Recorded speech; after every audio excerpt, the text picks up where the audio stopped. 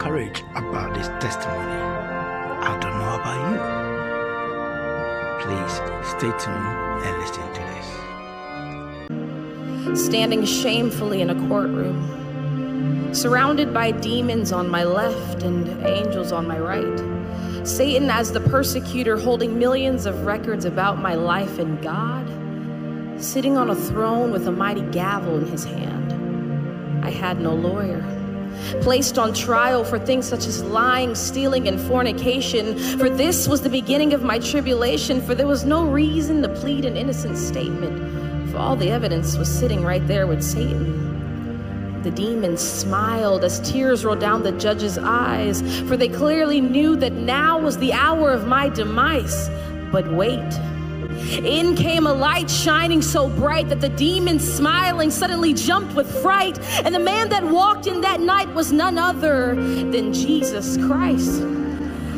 Darkness departed to give way, and glory was all the angels could say, as the man that walked in that night pulled out a lighter and immediately set Satan's records against me on fire.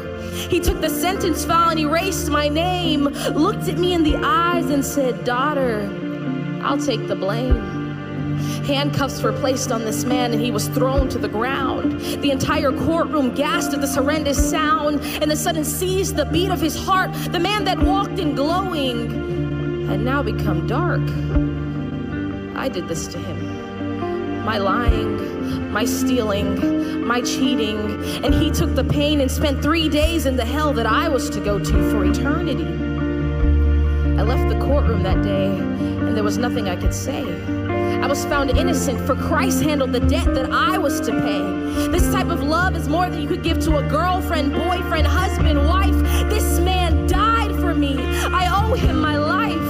And even though my life is not at all worth it, how could you ever trade preferent for perfect? See, I gave my life to Christ and suddenly picked up a mop. The lying, cursing, cheating, all that had to stop because my life had been bought. And it'd be a shame to sit there and do nothing but let it rot. I'm not perfect, and the will to sin hasn't completely diminished from my life.